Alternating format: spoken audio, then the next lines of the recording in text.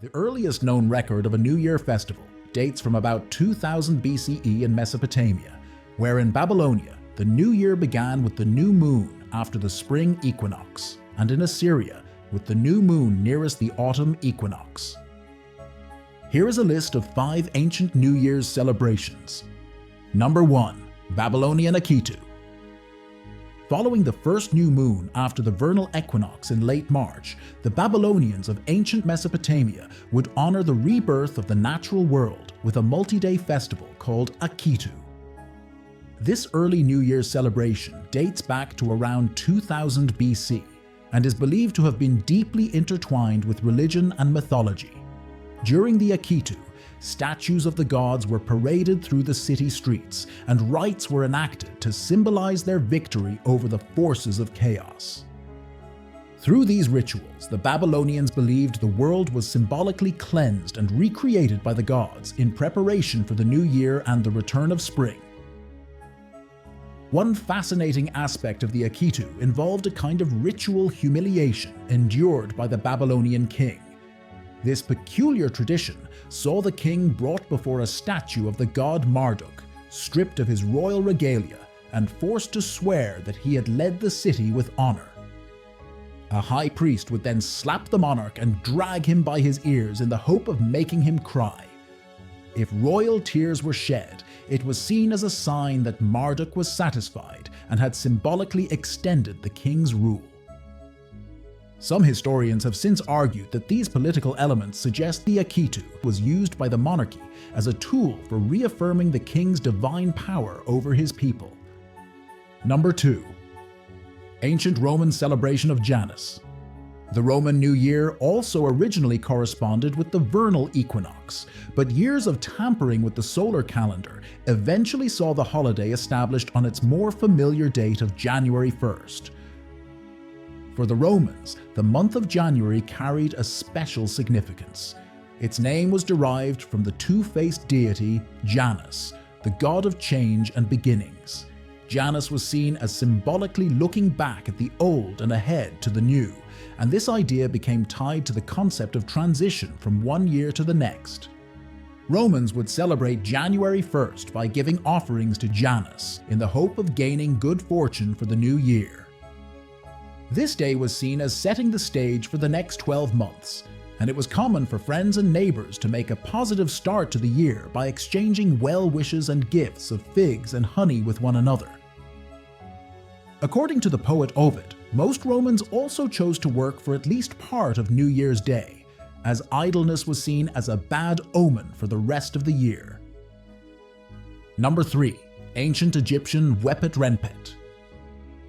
Ancient Egyptian culture was closely tied to the Nile River, and it appears their new year corresponded with its annual flood.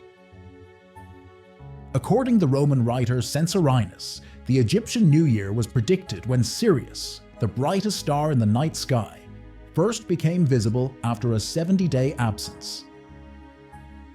Better known as a heliacal rising, this phenomenon typically occurred in mid-July, just before the annual inundation of the Nile River, which helped ensure that farmlands remained fertile for the coming year. Egyptians celebrated this new beginning with a festival known as Wepet Renpet, which means opening of the year. The new year was seen as a time of rebirth and rejuvenation, and it was honored with feasts and special religious rites. Not unlike many people today, the Egyptians may have also used this as an excuse for getting a bit tipsy. Recent discoveries at the Temple of Mut show that during the reign of Hatshepsut, the first month of the year played host to a festival of drunkenness. This massive party was tied to the myth of Sekhmet, a war goddess who had planned to kill all of humanity until the sun god Ra tricked her into drinking herself unconscious. In honor of mankind's salvation, the Egyptians would celebrate with music, revelry, and perhaps most important of all, copious amounts of beer. Number 4. Lunar New Year. One of the oldest traditions still celebrated today is Lunar New Year, which is believed to have originated over 3,000 years ago during the Shang dynasty. The holiday began as a way of celebrating the new beginnings of the spring planting season, but it later became entangled with myth and legend. According to one popular tale, there was once a bloodthirsty creature called Nian, now the Chinese word for year, that preyed on villages every new year. In order to frighten the hungry beast, the villagers took to decorating their homes with red trimmings, burning bamboo, and making loud noises. The ruse worked, and the bright colors and lights associated with scaring off Nian eventually became integrated into the celebration. Festivities traditionally last 15 days and tend to center on the home and the family. People clean their houses to rid them of bad luck, and some repay old debts as a way of settling the previous year's affairs. In order to encourage an auspicious start to the year, they also decorate their doors with paper scrolls and gather with relatives for a feast. Following the invention of gunpowder in the 10th century, the Chinese were also the first to ring in the new year with fireworks.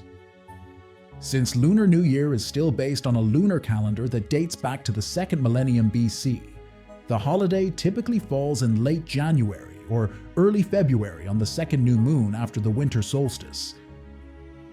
Number 5. Nowruz. While it is still celebrated in Iran and other parts of the Middle East and Asia, the roots of Nowruz reach far back into antiquity. Often called the Persian New Year, this 13-day spring festival falls on or around the vernal equinox in March and is believed to have originated in modern-day Iran as part of the Zoroastrian religion. Official records of Nowruz did not appear until the 2nd century, but most historians believe its celebration dates back at least as far as the 6th century BC and the rule of the Achaemenid Empire. Unlike many other ancient Persian festivals, Nowruz persisted as an important holiday even after Iran's conquest by Alexander the Great in 333 BC and the rise of Islamic rule in the 7th century AD. Ancient observances of Nowruz focused on the rebirth that accompanied the return of spring. Monarchs would use the holiday to host lavish banquets, dispense gifts, and hold audiences with their subjects. Other traditions included feasts, exchanging presents with family members and neighbors, lighting bonfires, dyeing eggs, and sprinkling water to symbolize creation. One unique ritual that arose around the 10th century involved electing a Nowruzian ruler, a commoner who would pretend to be king for several days before being dethroned near the end of the festival. Nowruz has evolved considerably over time, but many of its ancient traditions, particularly the use of bonfires and colored eggs, remain a part of the modern holiday, which is observed by an estimated 300 million people each year